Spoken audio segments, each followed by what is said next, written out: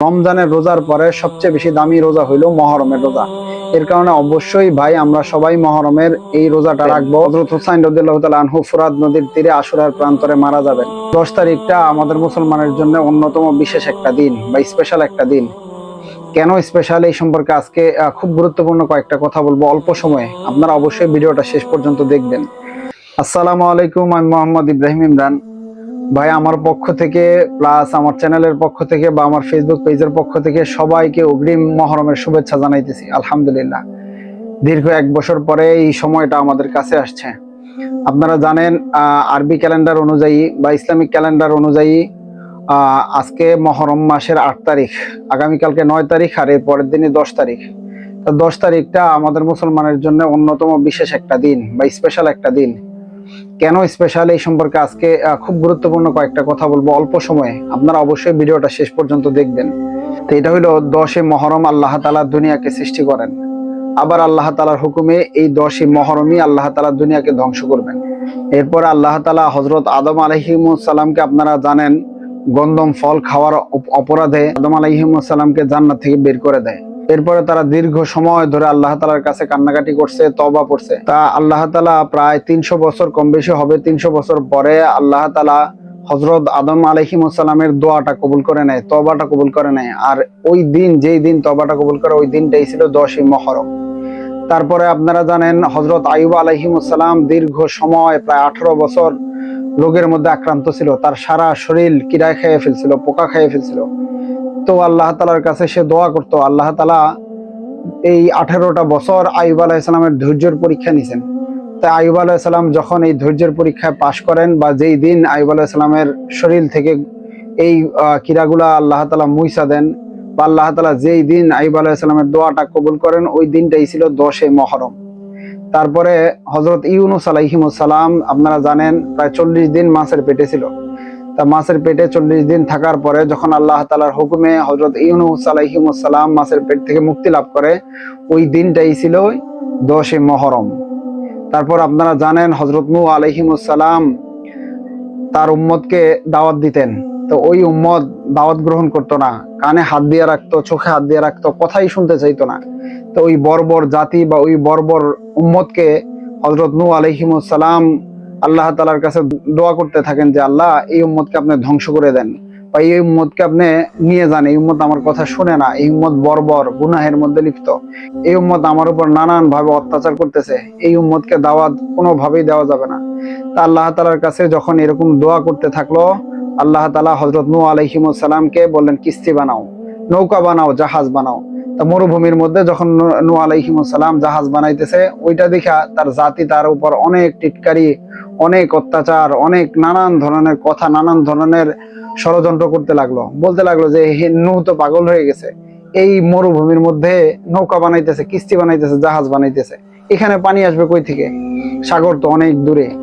আল্লাহ তাআলার হুকুম, নূহ আলাইহিস সালাম কিস্তি বানাইলো। ঘটনাটা বিশাল। তো ওই কিস্তির মধ্যে নূহ আলাইহিস সালাম তার যেই দাওয়াতের দ্বারা যারা ঈমান আনছিল, আল্লাহ তাআলার দিনকে মাইনে নিছিল, এরকম 80 থেকে 82 জন, কম বেশি হাদিসে আসছে, তাদেরকে নিয়ে কিস্তির মধ্যে উঠে। তারপর প্লাবন শুরু হয়, ধ্বংস হয়ে যায় অন্যান্য উম্মতগুলা যারা অন্যায় কাজে লিপ্ত ছিল। তো ওই নূহ আলাইহিস সালামের দোয়ায় যখন তারা ধ্বংস হয়ে যায়, ওই আযাব থেকে যখন নূহ আলাইহিস সালাম মুক্তি লাভ করে, বা ওই প্লাবন যখন চলে যায়, ওই দিনটাই ছিল 10 মহরম। তারপর আপনারা জানেন হযরত মূসা আলাইহিস সালাম দীর্ঘদিন ফেরাউনের অত্যাচারের মধ্যে ছিল। আল্লাহ তাআলা ফেরাউনকে সারা দুনিয়ার মধ্যে বাদশাহী দান করেন, ফেরাউনকে সারা দুনিয়ার ক্ষমতা দান করেন। ফেরাউনকে আল্লাহ তাআলা দীর্ঘ সময় কোনো রোগ শোক দেন না। এই নীল নদের পানি ফেরাউনের কথায় ডাইনে বললে ডাইনে যাইতো, বামে বললে বামে যাইতো। তা ফেরাউন যখন এত স্বাধীনতা বা এত নিয়ামত আল্লাহ তাআলার পক্ষ থেকে পাইলো, তখন সে আস্তে আস্তে নিজেকে খোদা দাবি করলো। আপনারা জানেন হযরত মূসা আলাইহিস সালাম যাতে দুনিয়াতে না আসতে পারে, যাতে তার বাদশাহীকে খতম না করতে পারে, মূসা আলাইহিস সালামকে দুনিয়া থেকে বিদায় করার জন্য ফেরাউন অসংখ্য লাখো লাখো বনী ইসরাইলী শিশুকে ফেরাউন মেরে ফেলেন। আপনারা জানেন এই ফেরাউন যখন নীল নদের পানি, যেই নীল নদের পানি তার কথা শুনতো, ওই নীল নদের পানিতে গিয়ে ডুইবা মারা যায়। বা আপনারা জানেন লম্বা ঘটনা, হযরত মূসা আলাইহিস সালাম যেই দিন ফেরাউনের এই অত্যাচার থেকে মুক্তি লাভ করে, আর ফেরাউন ওই নীল নদের পানিতে ডুইবা মারা যায়, ওই দিনটাই ছিল 10ই মহরম।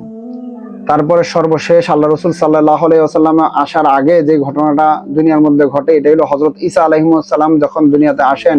হযরত ঈসা আলাইহিস সালাম আল্লাহ তাআলার দ্বীনের দাওয়াত সারা দুনিয়ার মধ্যে পৌঁছাইতে থাকেন।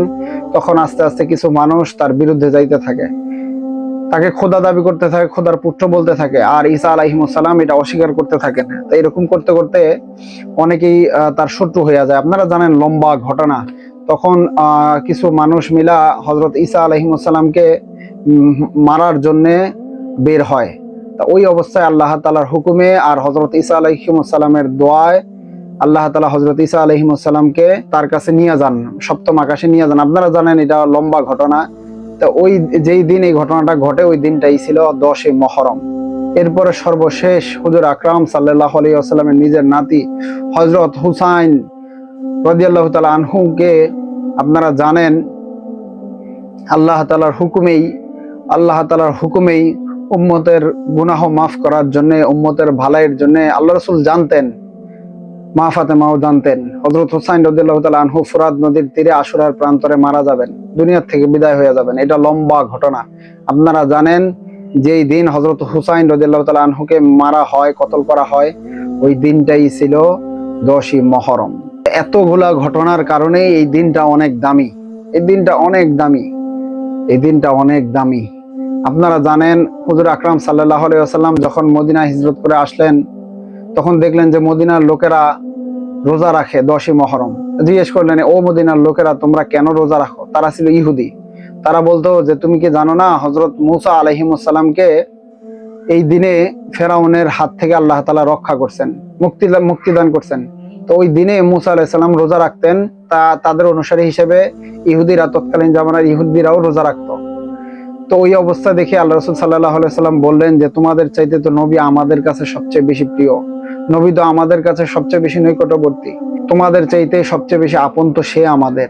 তো আল্লাহ রাসূল সাল্লাল্লাহু আলাইহি ওয়াসাল্লাম ওই দিন থেকে সাহাবা ইকরামদের ডাইকা বললেন যে দেখো, ইহুদিরা ওই দিন রোজা রাখেন, তো ওই দিনটা তাদের চাইতে আমাদের সবচেয়ে বেশি দামি, আমাদের কাছে সবচেয়ে বেশি প্রিয়, আমাদের কাছে সবচেয়ে বেশি জরুরি। তা তোমরা সবাই, তারা একটা রোজা রাখে, তোমরা সবাই 2টা রোজা রাখবা, যাতে তাদের সাথে মিল না হয়। হয়তো মহরমের দিন আর মহরমের আগের দিন, অথবা মহরমের পরের দিন, এরকম ভাবে 2টা রোজা রাখতে বলছেন আল্লাহ রাসূল সাল্লাল্লাহু আলাইহি ওয়াসাল্লাম। তা যখন রোজা ফরজ ছিল না, তখনও আল্লাহ রাসূল সাল্লাল্লাহু আলাইহি ওয়াসাল্লাম এই রোজাটা রাখতেন। আর বলছে রমজানের রোজার পরে সবচেয়ে বেশি দামি রোজা হইলো মহরমের রোজা। এর কারণে অবশ্যই ভাই আমরা সবাই মহরমের এই রোজাটা রাখবো। আবারও বলে দেই, আগামীকাল শনিবার, এরপরের দিন রবিবার। যারা 2টা রোজা রাখবো অবশ্যই আজকে রাত্রে, জুমার দিনের রাত্রে বা শুক্রবার রাত্রে আমরা সেহরি খাবো, তারপরে শনিবার রোজা রাখবো, এরপরে শনিবার রাত্রে খাবো, রবিবার রোজা রাখবো। এরকম 2টা রোজা পালন করব। আর যারা শনিবার রোজা মিস করবো বা শনিবার রাখতে পারবো না, তারা অবশ্যই রবিবারের সাথে রবিবার রাত্রে খেয়ে মিলে আবার সোমবার রোজা রাখবো। এইভাবে 2টা রোজা পূরণ করব। তা মহরমের এই 2টা রোজা ইনশাআল্লাহ সবাই রাখবো। আল্লাহ রাসূল সাল্লাল্লাহু আলাইহি ওয়াসাল্লাম উম্মতের জন্য বলে গেছেন, যারা এই 2টা রোজা রাখবে, মহরমের 10 তারিখ রোজা রাখবে প্লাস আরেকটা রোজা রাখবে, অর্থাৎ 2টা রোজা যারা পালন করবে, আল্লাহ তাআলা তার বিগত 1 বছরের গুনাহগুলো মাফ করে দিবেন, বিগত 1 বছরের গুনাহগুলো মাফ করে দিবেন। এর জন্য এত দামি একটা রোজা, এই দিনে এত ঘটনা ঘটছে, আবার এই দিনেই আল্লাহ তাআলা দুনিয়াকে ধ্বংস করবেন। আমরা সবাই এই দিনে রোজা রাখবো, কেউ রোজাকে মিস করবো না। এখন থেকে নিয়ত করে রোজা রাখবো ভাই, এটা অনেক বড় একটা আমল। আর এই মহরমের দাওয়াতটা সবার কাছে পৌঁছে দিব। আল্লাহ তাআলা আমাদেরকে বুঝার, মানার, আমল করার তৌফিক দান করুক। আসসালামু আলাইকুম।